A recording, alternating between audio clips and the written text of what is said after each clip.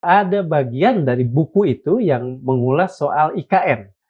Kalau memang itu benar, apakah ada titipan dari Pak Jokowi? Saya aja nggak tahu, belum lihat itu. Belum ya? Oke. Iya, benar-benar. Penulisnya, penyusunnya, semuanya sejarawan. Jadi kami tentu tidak ikut campur. Saya sampai sekarang juga tidak pernah melihat. Misalnya itu dicanangkan pada eranya Pak Jokowi, pasti di era Pak Jokowi highlights-nya itu apa, gitu. Oke, betul. Dan eranya Pak SBY aja belum pernah ditulis. Eranya Bu Mega aja belum pernah ditulis. Hal-hal monumental yang dibikin oleh Pak SBY, oleh Bu Mega tidak dicatat. Apakah misalnya ketika usulan untuk masuknya IKN Kan udah jadi fakta hukum, udah jadi undang-undang. Iya nggak? Iya, betul. Karena udah jadi undang-undang. Iya. Masalahnya kalau belum jadi undang-undang, kalau wacana mungkin lain lagi ceritanya. Mas Fadli meletikkan satu polemik di media massa ketika skeptis terhadap perkosaan massal. Oh, iya. Kita tidak ingin ada stigma bahwa seolah-olah yang terjadi ketika itu adalah kerusuhan rasial. Perkosaan aja kita apalagi perkosaan massal gitu ya. Kita mengutuk itu. Di awal-awal dulu tuh ada yang membuat satu narasi yang bernuansa sara. Sebelum memperkosa, teriak Allahu Akbar. Itu kan berbahaya.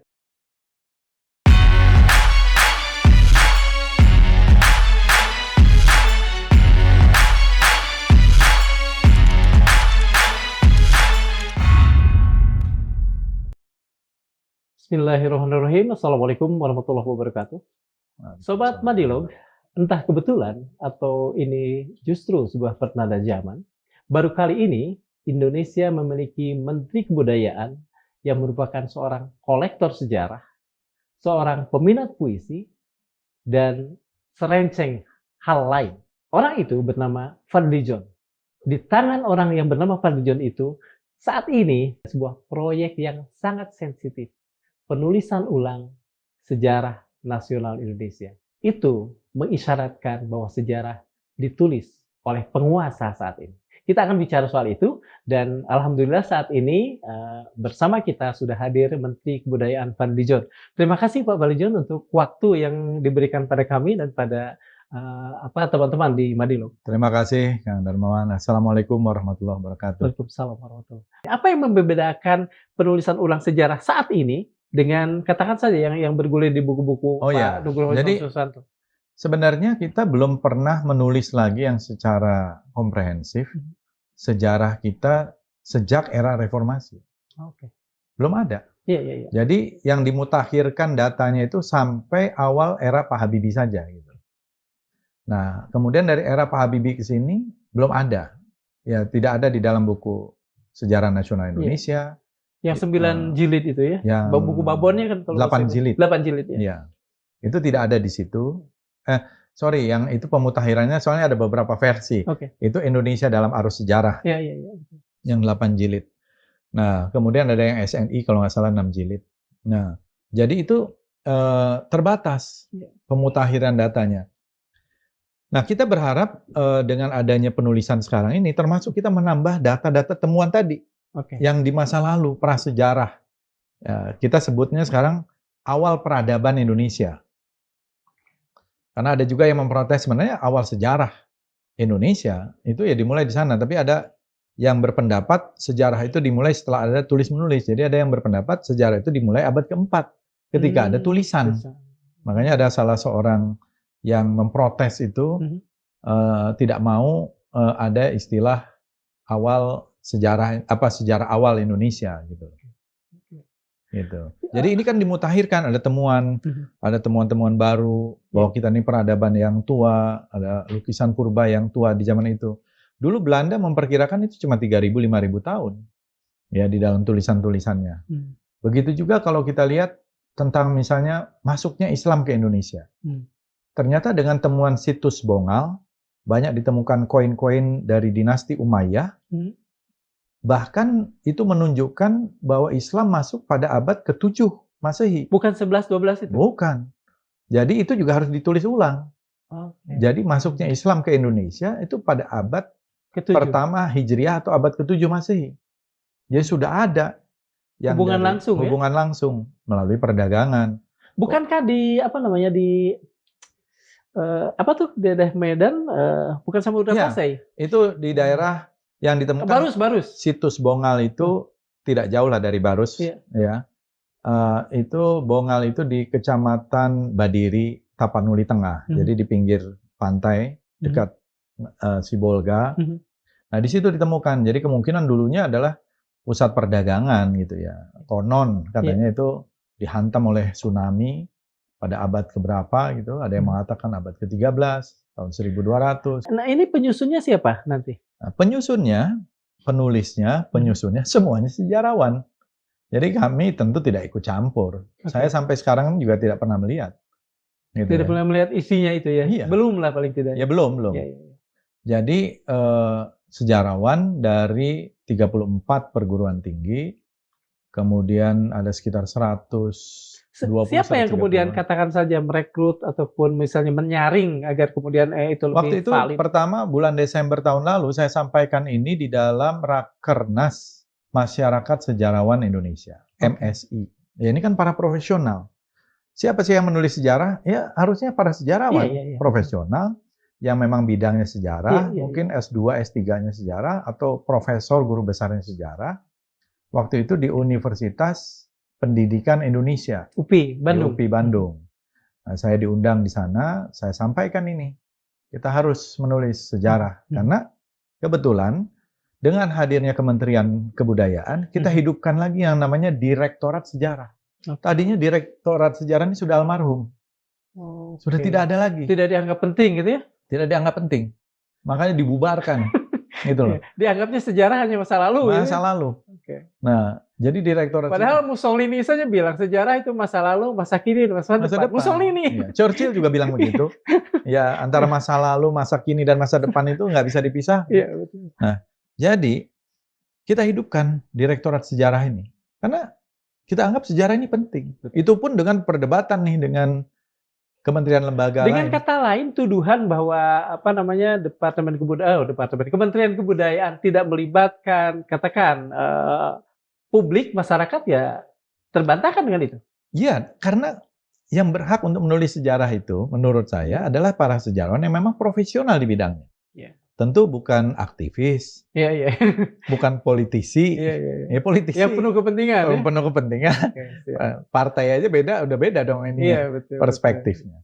Kemudian mungkin bukan lagi ahli mesin, ya, bukan ahli kehutanan, gitu. Pokoknya sejarah ya sejarawan gitu. Ada satu hal yang ingin saya konfirmasi juga, alhamdulillah kita bertemu.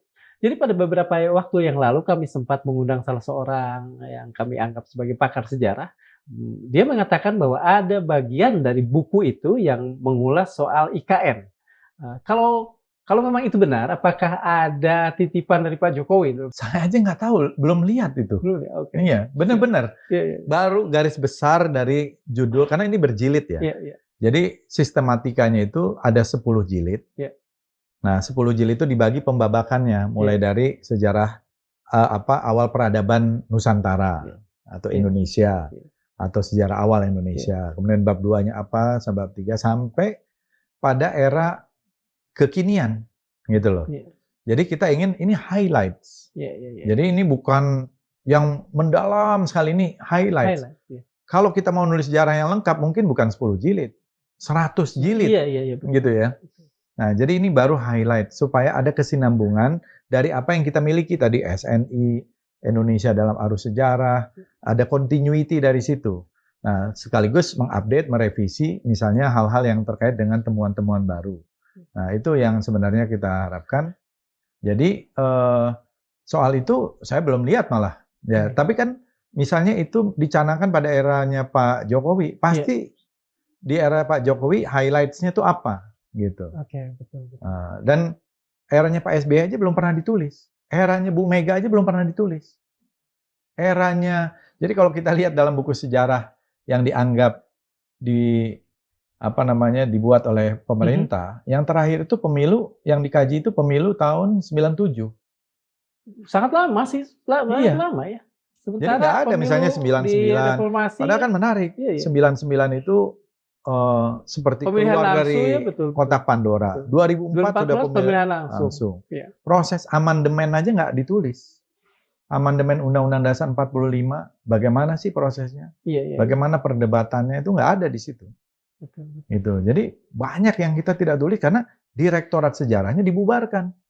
Hal-hal monumental yang dibikin oleh Pak SBY, oleh Bu Mega tidak dicatat. Apakah misalnya ketika usulan untuk masuknya IKN itu ada, setuju atau tidak? Ya, setuju lah, karena setuju. Itu kan udah jadi fakta hukum, udah jadi undang-undang. Ya, siap. Ya. Ya, betul. Karena udah jadi undang-undang. Ya. Masalahnya kalau belum jadi undang-undang, kalau wacana mungkin lain lagi ceritanya. Tapi dia udah menjadi satu fakta. Jadi apa namanya? Jadi undang-undangnya itu. Betul. Kalau peristiwa-peristiwa besar yang katakan saja bernuansa murung, gelap, 1965, kemudian kerusuhan 98, apakah itu juga tercakup atau dianggap sudah selesai? Ya pasti ada dong. Pasti ada. Pasti ada. Para sejarawan yang memutuskan. Tapi pasti ada. Okay. Tapi kita juga perlu hati-hati kan. Yeah. Misalnya dalam soal misalnya setelah pasca reformasi itu ada konflik etnis. Iya. Di Sanggau ya, Sanggauledo. Sanggauledo, ada konflik Pontianak, antara suku. Yeah. Ada juga konflik agama, gitu, yang korbannya juga cukup banyak. Nah ini kan kita perlu hati-hati bahwa peristiwa itu ada, itu kan kita akui, tapi kita kan tidak perlu digging yang bisa orang terpecah belah karena itu, gitu. Mungkin sejarah ini dan meletikan kembali rasa sentimen kesukuan ya. Ya menurut saya itu. Ya itulah memang mungkin hal-hal yang perlu kita hindari, misalnya termasuk sentimen-sentimen terhadap suku, agama, ras, antar golongan. Ya, saya kira itu batas-batasnya gitu. Karena ingin mempersatukan bukan berarti meniadakan gitu ya, tetapi mungkin ada batas-batasnya gitu. Artinya dengan kata lain, kalau semua ini hanya berupa, bukan, saya mungkin hapus tuh kata hanya, berupa highlight, maka kemudian sebetulnya Kementerian Kebudayaan memberikan ruang buat perbedaan nanti ya. Iya dong. Okay. Dan disitulah ruang bagi publik untuk menggunakan hak konstitusinya.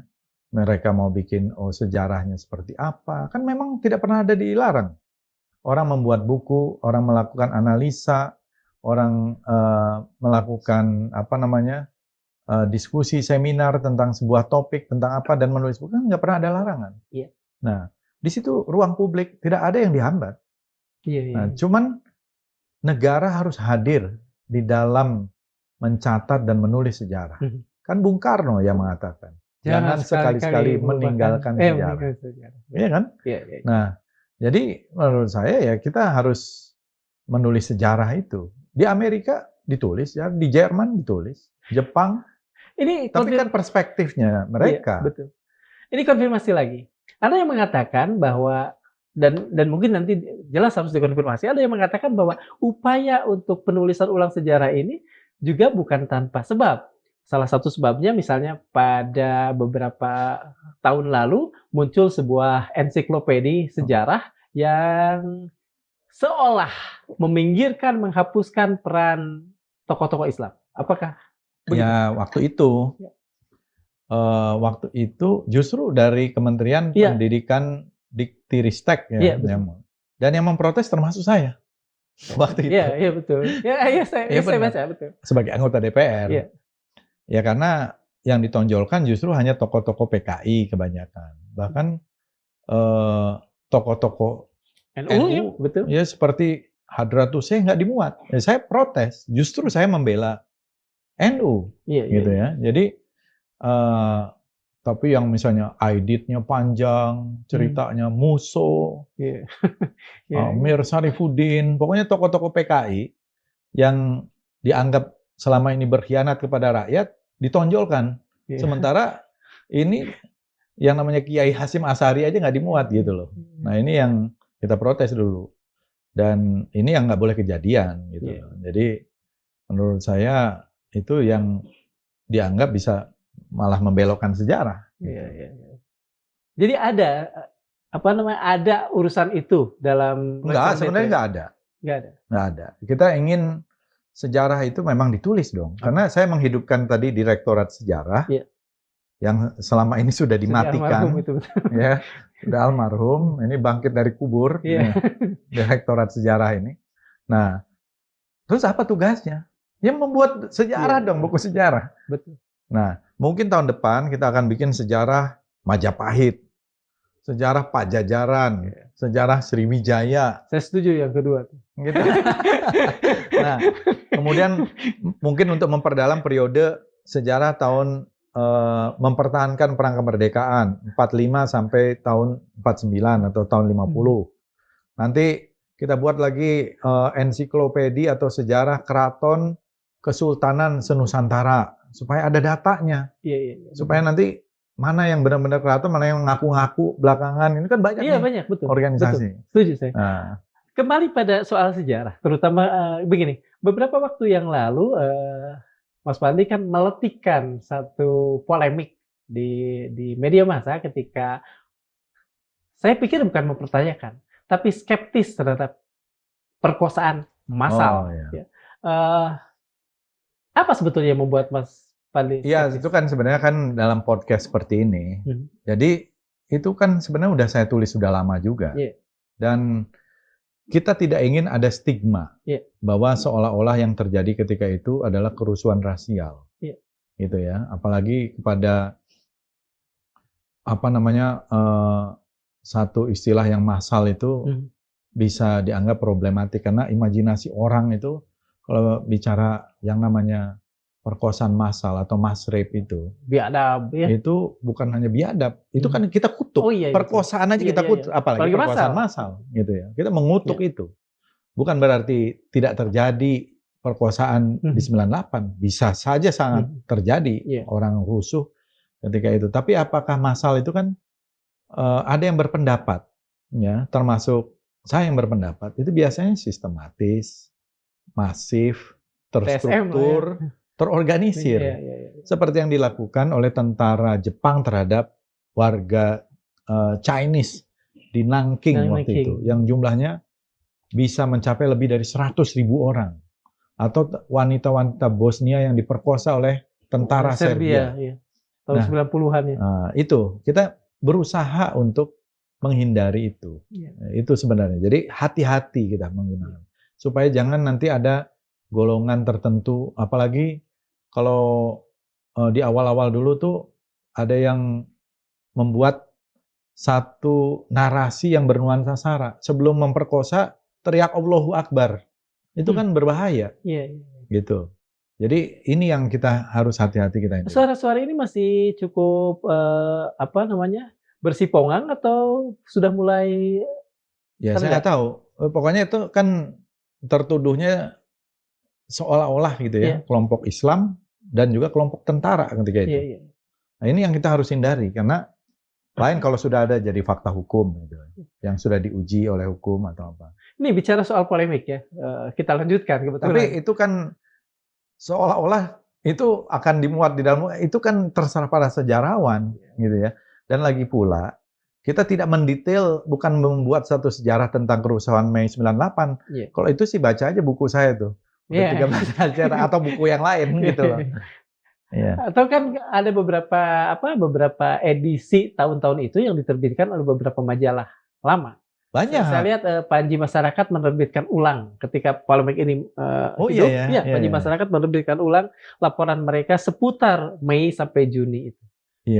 Saya harus baca tuh. Juga yang lama-lama ya. Itu menarik karena banyak orang yang mungkin tidak punya atau belum lahir. Saya jangan sampai generasi baru tuh mengingat seolah-olah yang terjadi dulu tuh seperti apa. Jadi karena tidak mengalami gitu apa yang terjadi. Dan sekali mereka mendapatkan sesuatu yang tidak pada tempatnya kan kemudian itu begitu di googling ya keluar ya itu semua. Betul. Kita lanjutkan pada polemik. Kebetulan ini kita sudah mulai bicara soal polemik. Ada satu lagi yang saya cermati berkaitan dengan penetapan Hari Kebudayaan Nasional tanggal 17 kalau saya tidak. 17 Oktober. Beberapa kalangan kemudian dalam tanda petik mencurigai ini berhubungan dengan hari lahirnya Pak Presiden Prabowo. Mungkin bisa dijelaskan? skeptisisme mereka. Jadi begini, ya ini juga satu polemik. Ya, tapi bagus kan ada polemik sehingga orang sekarang mengenal ya Hari Kebudayaan itu 17 Oktober kira-kira begitu ya. Meskipun itu ditetap. Sebenarnya Hari Kebudayaan itu harusnya tiap hari. Gitu ya. Dan kita memang inginnya tiap hari ada Hari Kebudayaan. Dan memang tiap hari saya aja menghadiri undangan itu mungkin 10 kali kegiatan kebudayaan di berbagai daerah. Ya. Jadi ini lagi ada satu semangat untuk merayakan kebudayaan kita gitu. Nah, dari awal itu sebenarnya sudah banyak yang bertanya, kapan nih Hari Kebudayaan? Ada yang mengusulkan Hari Kebudayaan itu tanggal 21 Oktober atau 20 Oktober ketika Kementerian Kebudayaan itu diumumkan sebagai kementerian tersendiri. Itu ada yang 20 Oktober. Ada yang 20 Oktober kemarin berarti ya? 2024 ya? Kan baru 2024. Jadi maksudnya Hari Kebudayaan itu ditetapkan 20 Oktober lah gitu. Karena itu baru muncul Kementerian Kebudayaan tersendiri. Ada yang hari lahirnya Ki Hajar Dewantara, itu tanggal 2 Mei kan sama dengan pendidikan. Ada yang mengusulkan yang sudah waktu itu 28 Oktober. 28 Oktober Sumpah Pemuda. Jadi orang kebudayaannya itu kelelep oleh Sumpah Pemuda gitu.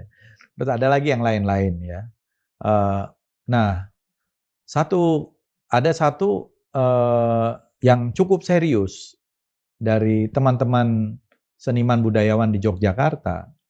Saya ingat itu ada Pak Nano, itu seorang maestro ketoprak, Pak Haris, filosof, kemudian Yati Pesek, ada Ibu Yani Sabtihudoyo, ada penari, ada macam-macam itu.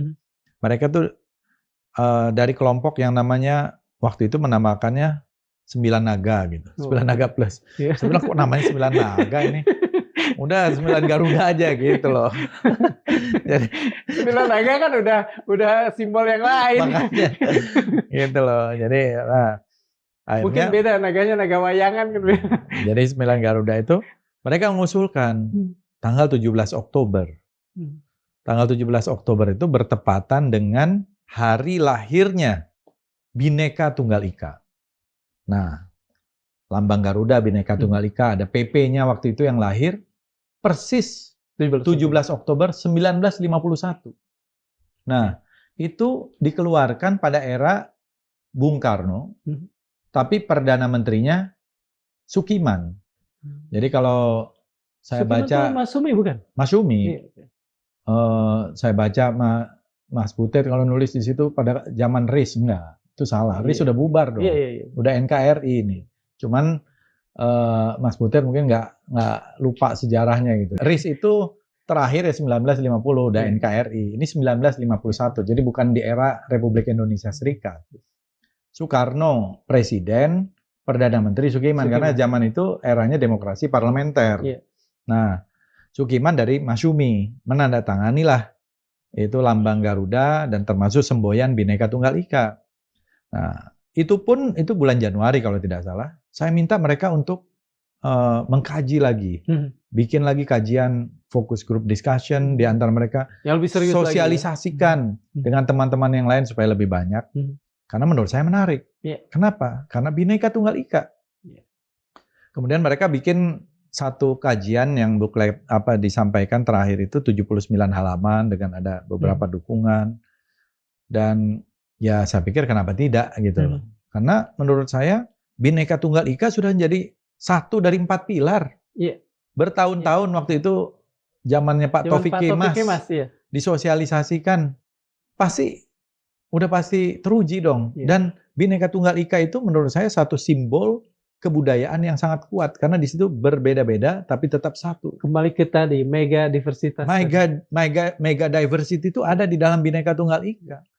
Gitu. Coba kalau kita tantangin, mana yang lebih kuat dibanding yang lain? Siapa yang ini kan sekaligus mensosialisasikan, iya kan? Jadi kenapa tidak? Lagi pula prinsipnya bagi kita tiap hari adalah Hari Kebudayaan. Tapi ini menarik ya. Gitu. Pengusung dari Jogja, penolak juga dari Jogja. Itu bagaimana bisa terjadi? Lebih banyak pendukungnya lah, mayoritas mendukung lah. Rasanya nggak ada yang dispute. Aneh kalau ada orang mempertanyakan Bhinneka Tunggal Ika gitu. Kalau kebetulan sama dengan Pak Prabowo, hari lahirnya Pancasila kebetulan sama dengan hari lahir saya. Oh. 1 Juni gitu. Oke. Ada lagi yang kemudian ini baru nih. Tadi saya sebelum ngobrol ada satu pesan WA yang juga harus saya konfirmasi.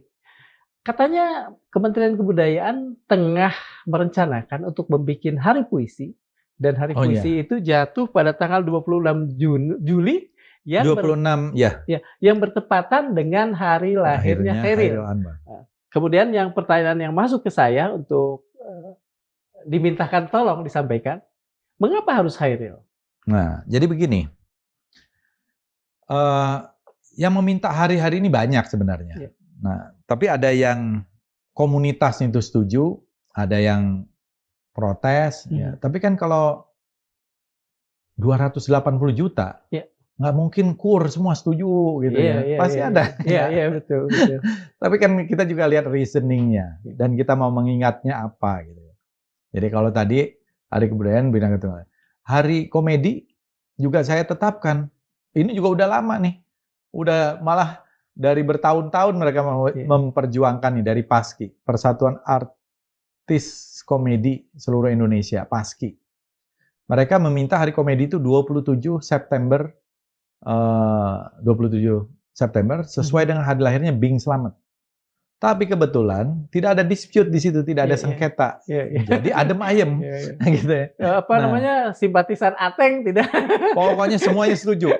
Kalau ada Bing Slamet semua udah setuju. Gitu loh. Nggak ada yang misalnya hari lahirnya Ateng atau hari lahirnya Iskap gitu.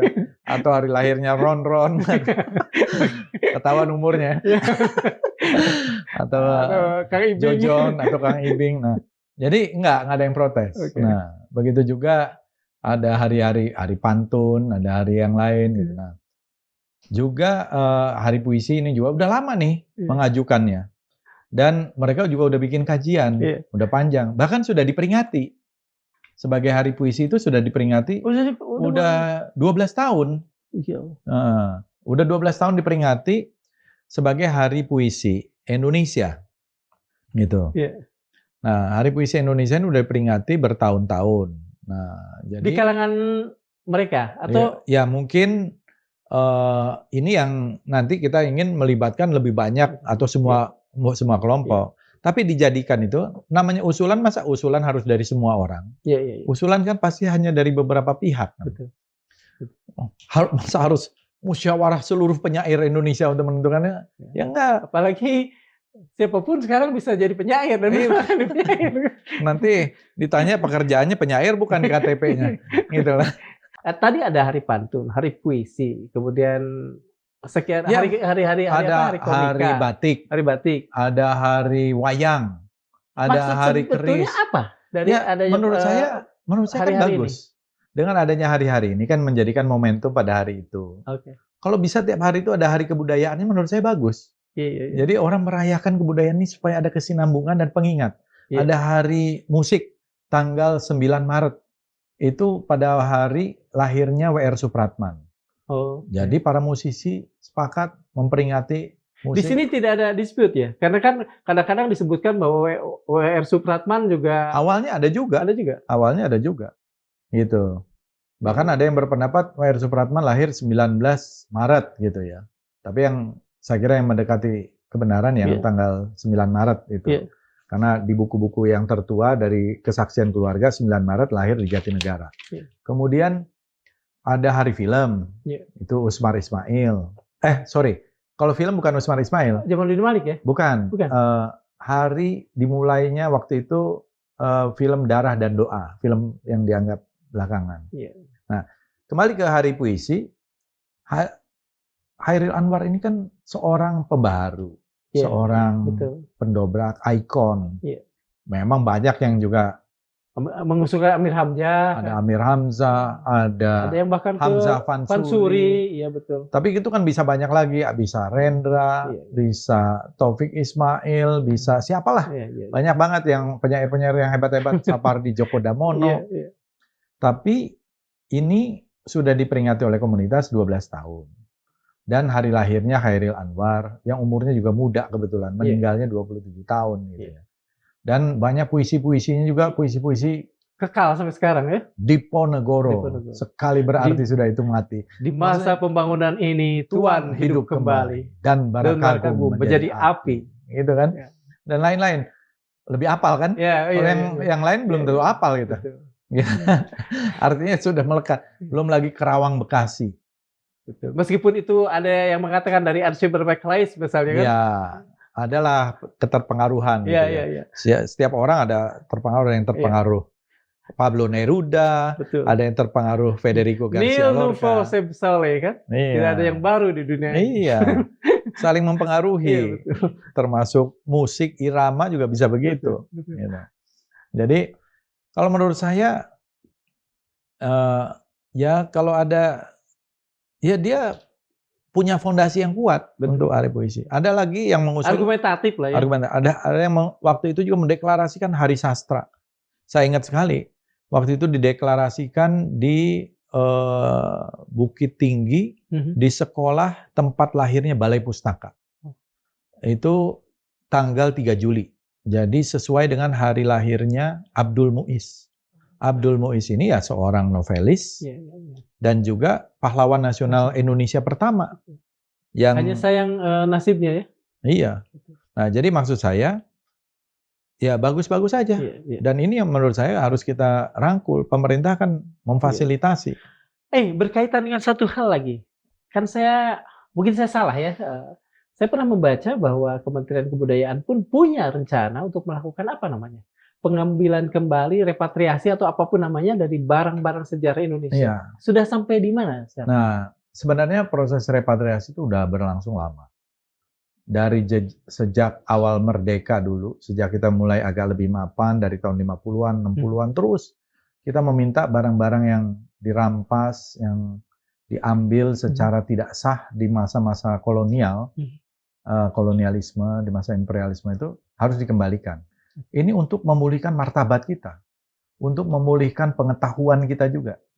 Nah, proses itu sudah berlangsung lama. Terus, nah sekarang kita genjot dengan lebih cepat lagi dengan Kementerian Kebudayaan. Jadi sekarang di Kementerian Kebudayaan itu ada Direktorat Jenderal Promosi Kerjasama dan Diplomasi Kebudayaan. Disinilah digodok untuk repatriasi. Jadi barang-barang yang dulu dicuri, dirampok oleh para penjajah ini ya harus dikembalikan. Nah, termasuk dari Belanda. Ya, sebagian kemarin sudah ada 800-an item sudah kembali. Sudah kembali? Ya, terakhir itu dari proses sebelumnya itu saya terima itu 200-an artefak. Sekarang kita minta lebih banyak lagi dan lebih spesifik yang kita minta, termasuk misalnya keris yang bersejarah, Al-Qur'annya Teku Umar dan banyak lagi yang lain-lain. Termasuk koleksi-koleksi arca, patung dan fosil. Fosil-fosil dulu yang dibawa oleh Eugène de Bois, itu ada 18.000 artefak, kita minta seluruhnya. Gitu. Dan saya udah ketemu dengan Menteri Kebudayaan. Bagaimana ya respon mereka? Nah, Menteri Kebudayaannya menyampaikan, ya, dan juga komitenya juga udah ketemu kita, komite kolonial ini. Udah ketemu, udah datang juga ke sini, udah kita minta, kita juga bikin tim khusus namanya tim repatriasi. Mereka menyambut baik. Mereka sangat terbuka. Ini hebatnya Belanda, kita harus apresiasi juga.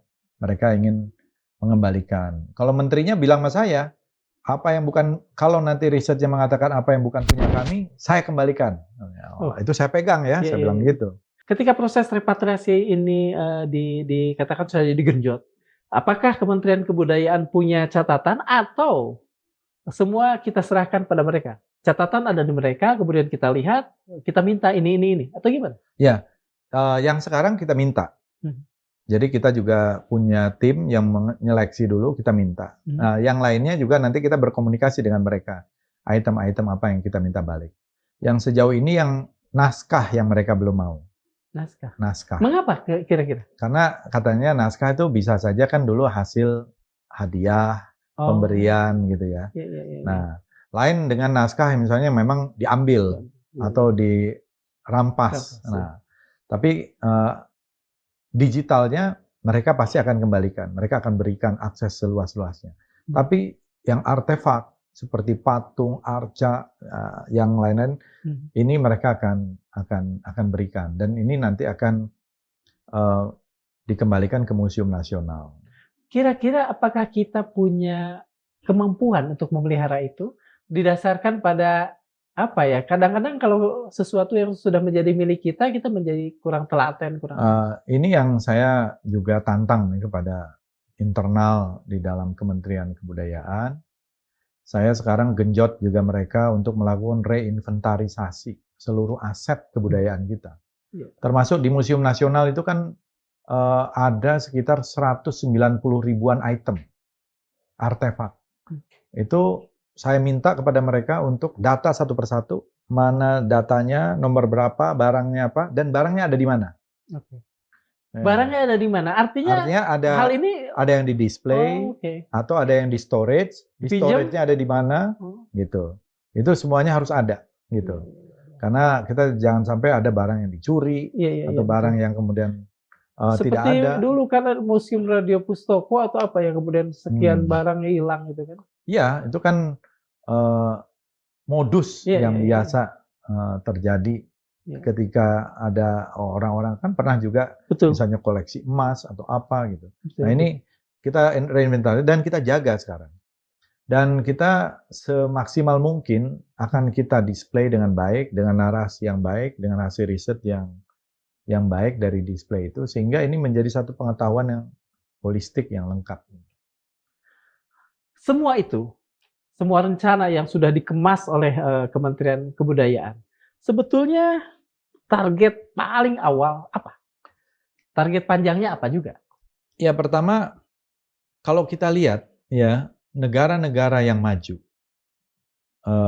budayanya itu selalu menjadi etalase paling depan. Selain tentu menjadi fondasi dari bangsa itu, menjadi fondasi pembangunannya gitu ya. Kita lihat museum-museum di negara-negara yang maju itu menjadi etalase depan mereka, menjadi etalase peradabannya mereka. Makanya saya juga ingin museum-museum kita tuh menjadi bagus. Mungkin benchmarknya harus dari Museum Nasional dulu, nanti ke museum-museum daerah. Indonesia ini harus menjadi negara dengan ribuan museum. Sekarang kita cuma 469 museum. Kurang sekali. Kurang sekali. Banyak yang harusnya bisa jadi museum, dan museum itu bisa menjadi juga pendapatan. Bisa menjadi tujuan wisata. Kalau kita lihat, kita Google mau ke negara itu, biasanya salah satunya adalah situs, museum, ya itu yang selalu paling depan. Dan itu bisa menghasilkan kok. Apalagi kalau dikemas ekosistemnya dengan baik, ada restorannya, ada merchandise. kafenya, ya. Saya kemarin baru pulang dari Perancis, dari Cina, itu merchandise itu sangat menentukan. Jadi merchandise atau toko dari museum itu bisa membiayai 50% dari museum. Kalau misalnya kaos yang dibikin, mug atau cangkirnya apa yang bagus-bagus, orang akan beli. Nah, ini yang harus dikurasi dengan baik gitu. Nah, jadi akhirnya museum kita nanti bagus. Di daerah-daerah juga begitu. Mereka bisa menampilkan IP lokal, intellectual property, dari misalnya gambar arca kah, atau gambar lukisan kah. Kalau kita lihat misalnya di Rijksmuseum di Belanda, lukisannya Vermeer, ya, yang perempuan yang menuangkan susu kalau tidak salah itu, yang pakai baju kuning dan roknya biru. Wah, itu kan menjadi gambar di mana-mana. Menjadi tas, menjadi cangkir, menjadi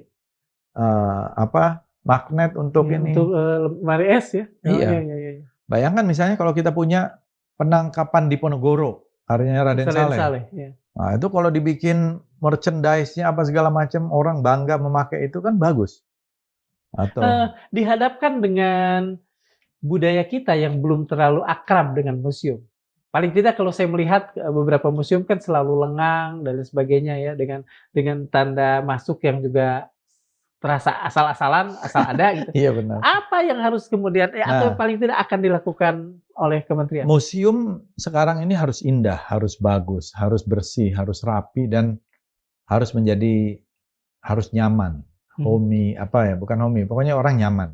Nah, museum nasional sekarang, pengunjungnya kalau liburan, udah naik.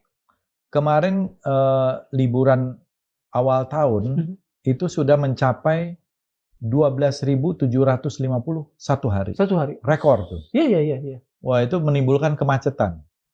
Ya, orang mau ke situ macet, di dalamnya pun penuh. Kemudian libur lebaran tuh di atas 10.000, 11.000. Dan itu berbayar. Ya, masih murah. Ya, relatif masih murah. Nah, bayarnya 25.000 kalau tidak salah. Mungkin khusus untuk pelajar nanti tetap, tapi untuk yang lain harusnya nambah juga ya. Terutama untuk orang asing ya. Harusnya kalau kita masuk ke museum di Turki aja kan ada perbedaan tuh antara orang asing sama orang lokal gitu kan, lebih mahal orang asing. Dan kalau kita misalnya di Eropa rata-rata masuk museum itu antara 12 euro, 20 euro, ada yang 30 euro. Itu kan berarti sekitar kalau 12 euro aja kan sekitar 200 ribuan. Iya. Ya. Jadi udah kita ini terlalu rendah. Padahal kita ini kan membutuhkan itu untuk aset masuk kembali ke museum juga. Nah, kalau nanti museum bisa menghasilkan, apalagi nanti kalau udah ada kafenya, udah ada restorannya, mungkin ada restoran yang kelasnya juga, kelasnya mahal, ada yang untuk UMKM, kemudian ada merchandise. Ini akan bisa menjadi ekonomi budaya, bisa menjadi industri budaya gitu. Dan apalagi ke depan. Begitu juga galeri nasional, dan juga situs seperti Borobudur. Makanya kita targetnya bukan hanya melindungi, bukan hanya merawat, tapi mengembangkan, memanfaatkan. Jadi dia harus menghasilkan. Nah, kayak Prambanan kan, nanti ada Prambanan Jazz yang sudah berlangsung, ada kegiatan apa, ada Borobuduran atau apa gitu. Itu bagus, aktivasi semacam itu menghasilkan uang yang bisa dikembalikan untuk perawatan situs itu. Mas Fadli John ketika menerima amanah sebagai Menteri Kebudayaan, apa yang kemudian terlintas soal budaya, terutama budaya Indonesia? Ya, pertama waktu saya diminta menjadi Menteri Kebudayaan oleh Pak Prabowo, waktu itu beliau belum dilantik, tinggal beberapa hari lagi akan dilantik. Tapi secara resmi di situ beliau menyampaikan. Jadi tentu saya sih sangat senang, bergembira, tapi juga tentu juga memikirkan tantangannya besar ke depan. Betul. Karena kebudayaan ini kan sangat luas sekali gitu ya. Jadi kebudayaan ini bukan hanya soal kesenian, tapi hampir seluruh aspek kehidupan kita ini tidak bisa lepas dari kebudayaan. Peradaban bahkan ya? Bahkan peradaban. Nah, yang terpikir oleh saya tentu saja, karena waktu itu juga kita ikut di dalam melahirkan Undang-Undang Pemajuan Kebudayaan, waktu itu saya Wakil Ketua DPR. Nah, ada 10 objek pemajuan kebudayaan, mulai dari seni, sampai manuskrip, ritus, tradisi lisan, permainan anak, olahraga tradisional, dan sebagainya itu ya menjadi bagian dari objek pemajuan kebudayaan. Tapi saya di mana-mana mengatakan bahwa kebudayaan kita itu paling tidak ada 2 hal yang kuat ya yang harus kita tonjolkan. Pertama, keberagamannya, kekayaannya. Saya keliling 101 negara di dunia nih sepanjang saya dari SMA sampai sekarang ini.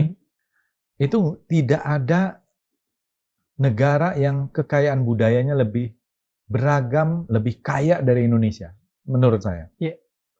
Jadi ini adalah mega diversity. Yang kedua, kita ini adalah budaya dan peradaban yang tua. Dan itu ditunjukkan dari artefak-artefak yang ditemukan. Mulai dari yang sangat tua seperti Pithecanthropus erectus, Homo erectus. Yang di Sangiran ya? Yang di Sangiran, yang di Trinil, yang di Liangbua di NTT. Perkiraan umurnya sekitar 1,8 juta tahun. Ya kan? Berarti sudah ada. manusia Homo sapiens, Homo erectus, yang umurnya 1,8 juta tahun. Dan dari temuan Homo erectus, Pithecanthropus erectus di dunia ini, 60% ditemukan di Indonesia. Yang kedua, yang lebih modern ketika Homo sapiens, ternyata ekspresi-ekspresi budaya, misalnya di dalam rock art atau cave painting atau lukisan-lukisan purba, itu juga yang paling tua di Indonesia. Paling tidak yang sudah diumumkan dan diakui oleh dunia adalah yang di Maros, Sulawesi Selatan. Itu usianya di Gua Leang Karampuang namanya 51.200 tahun. Bayangkan, manusia Indonesia 51.200 tahun yang lalu sudah bisa menggambar apakah hewan ataukah ekspresi yang lain, fauna dan lain-lain. Bahkan ada layang-layang. Yang lebih hebat lagi, di Muna kalau tidak salah, ditemukan objeknya itu perahu. Oh, jadi 51.000 tahun lalu? Itu belum tahu berapa tahun. Mungkin puluhan ribu tahun, tapi yang 51.000 tahun itu objeknya adalah binatang, fauna, banyak flora. Nah, dan yang ditemukan bukan 1-2 buah. Di Maros Pangkep aja sekitar 700-an lebih. Lukisan ya? Iya, di Kalimantan Timur, di Gua Sangkurilang itu 2.500 lukisan purba. Di Sumatera Barat 200-an lebih piktograf yang diukir di dinding. Yang umurnya diperkirakan bisa 60.000 tahun. Ya, lebih tua bahkan ya? Lebih tua. Tapi itu belum digunakan, kalau nggak salah nih, kalau kata para arkeolog itu namanya uranium series. Jadi di tesnya itu dengan lebih presisi dibanding karbon 14 yang biasa yang biasa. Ini udah presisi sekali. Dan yang melakukan testing itu juga dari Australia, Griffith University. Jadi kalau kita lihat ini menjadi lukisan purba tertua di dunia, mengalahkan yang di Perancis, di Eropa, di negara-negara lain yang mereka hanya mungkin sampai 30.000, 35.000 tahun paling mentok lah. Gitu. Apa artinya ini bagi kebudayaan Indonesia sendiri? Pertama, penemuan ini kan berarti kita ini peradaban yang tua. Beda dong. Orang yang peradaban tua jalan sama orang yang peradabannya baru kemarin sore. Harusnya ya. Harusnya ya kan. Jadi kita ini yang menyebarkan mungkin budaya ke seluruh dunia. Gitu. Di Borobudur saja yang menarik itu ada teman-teman para musisi itu meneliti. Ternyata panel di Borobudur itu ada 200-an panel. Itu padahal kan Borobudur abad ke-8, abad ke-9. Zaman Shailendra itu ya? Shailendra. Itu ditemukan 200-an lebih panel yang ada alat musiknya.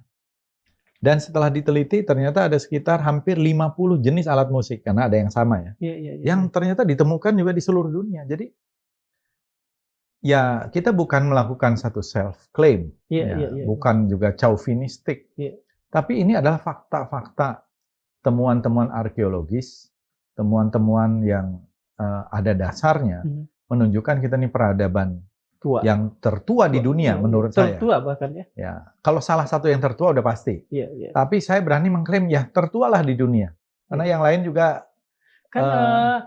Piramid aja kan 5.000 tahunan yang lalu. Cuma 5.000 tahun yang lalu. 5.000 tahun yang lalu kan ibaratnya baru kemarin dibanding dengan yang 51.000 tahun yang lalu. Saya sudah datang misalnya melihat Lucy. Ini adalah fosil yang dianggap nenek moyangnya manusia. Tapi Lucy itu tingginya cuma segini. Kepalanya cuma sebesar ini. Lucy Walk in the Sky with Diamond itu ya. Yang katanya 3 juta tahun. Yang dianggap itu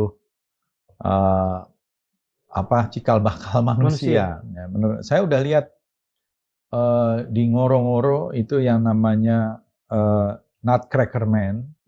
Ya, saya udah ngelihat di Ngorongoro itu di Tanzania, di dekat Serengeti. Kita jauh lebih banyak, lebih hebat. Ya, belum lagi kan temuan terakhir soal manusia Flores ya. Ya itu. Beberapa tahun yang lalu kalau saya itu oleh seorang arkeolog yang namanya Mark Murud. Di awal tahun 2000-an dia menamakan itu Homo floresiensis, ya katanya hobbit atau kecil, dan itu juga menarik. Itu juga di Gua Liang Bua di NTT. Jadi, Pak Menteri, mohon maaf kalau saya agak menyela.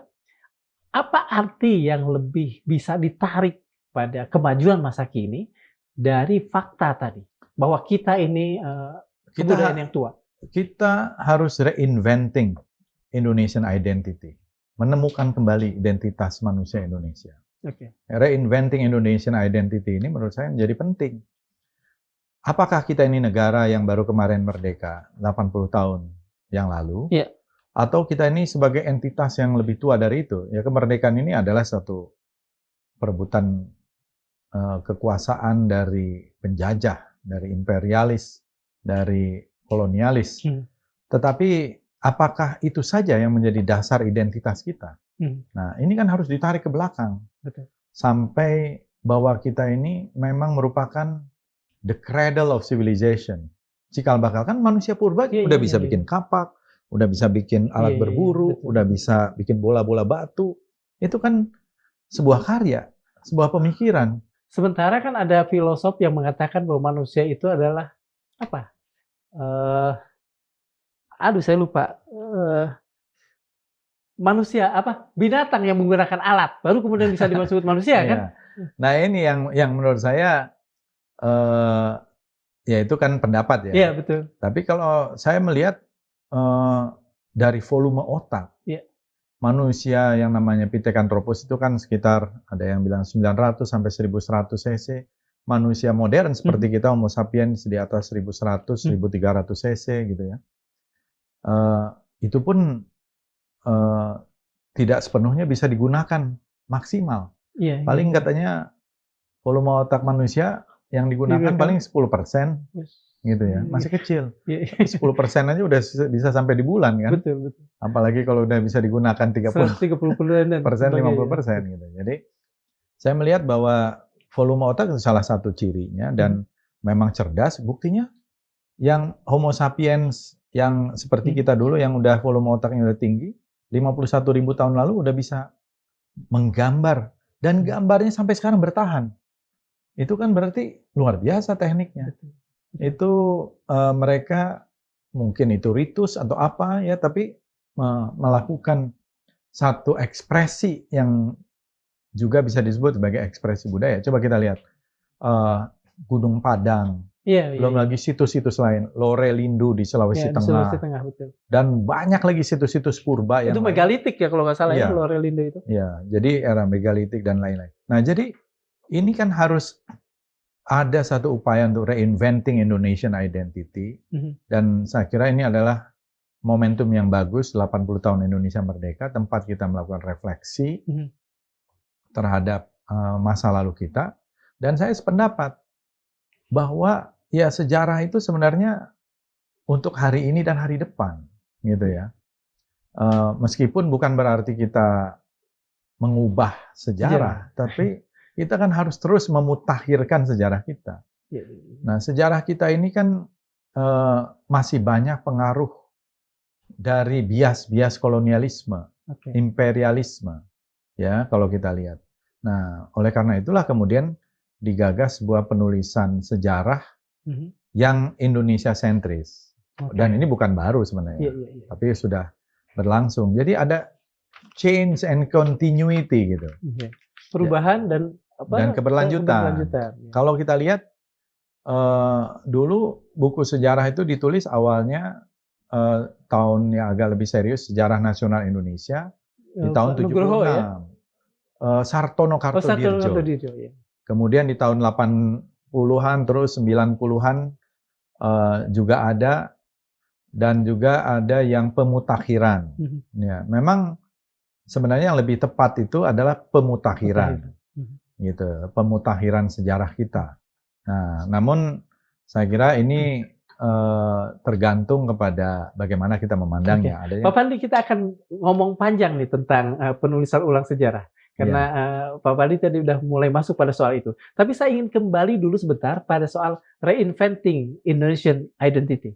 Kalau saya tidak salah di tahun 70-an, 72, Mokhtar Lubis pernah bicara di tim yang mengatakan identitas manusia Indonesia itu salah satunya adalah ada kemudian kurang bertanggung jawab, munafik dan sebagainya. Apakah harus ada reinventing kembali soal ini atau gimana? Itu kalau tidak salah dalam sebuah pidato kebudayaan tahun 1976.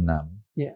Kemudian Mohtar Lubis bicara tentang ciri-ciri manusia Indonesia. Betul. Dan menimbulkan polemik besar. Betul. Saya lupa ya karena belum sempat googling. Betul. Tapi kira-kira ciri-ciri manusia Indonesia itu menurut Mohtar Lubis itu adalah percaya pada tahyul. Yeah. Kemudian feodal. Kurang bertanggung jawab. Kurang bertanggung jawab, royal. Munafik. Munafik. Ya, atau hipokrit. Tapi juga ada yang bagus. Artistik gitu kalau nggak salah. Betul.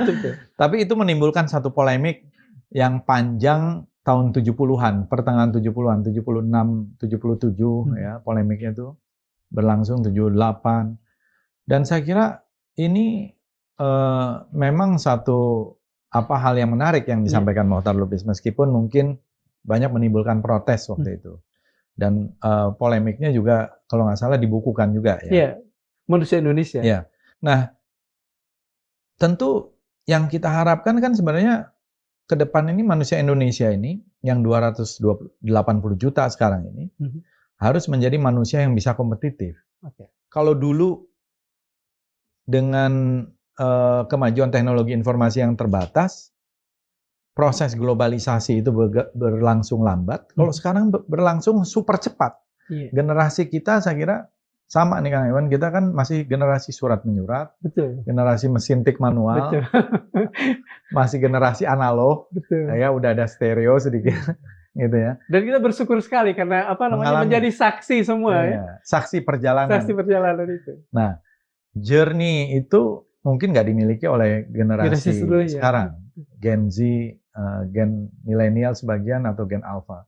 Nah, kalau kita melihat itu kan disitulah tanggung jawab kita nih sebagai generasi yang merupakan jembatan dari generasi baby boomer ke generasi selanjutnya ini untuk melihat juga termasuk proses sejarah perjalanan bangsa dan juga dulu kan kita seringkali disebut karena Belanda itu menjajah cukup lama, meskipun kalau saya tidak setuju disebut sebagai 350 tahun. Verquil aja udah mengatakan tidak kan sejak lama. Makanya ini juga kan perlu kita semacam revisiting dari selama ini. Pelajaran sejarah bilang kita ini dijajah 350 tahun. Padahal yang dijajah 350 tahun mungkin hanya beberapa daerah, Batavia. Tapi Bali Aceh aja tahun 1905 masih melawan. Dan yang sebenarnya ingin kita tonjolkan adalah sejarah perlawanan kita. Jadi yang kita hadapi imperialis, kolonialis ini perlawanannya. Bahwa di daerah-daerah itu melakukan perlawanan. Ini yang harus kita tonjolkan. Kalau dalam perspektif sejarah Belanda, kan yang mereka lakukan semuanya benar. Mereka membangun peradaban dianggap tahun 1870 adalah era liberalisasi, masuknya investasi asing ke Indonesia. Modernisasi setelah politik etis kemudian ya. Iya. Jadi sejarah itu memang pasti ada keberpihakan, ada perspektif. Nah kita ingin ini adalah perspektif Indonesia. Ini adalah Indonesia sentris.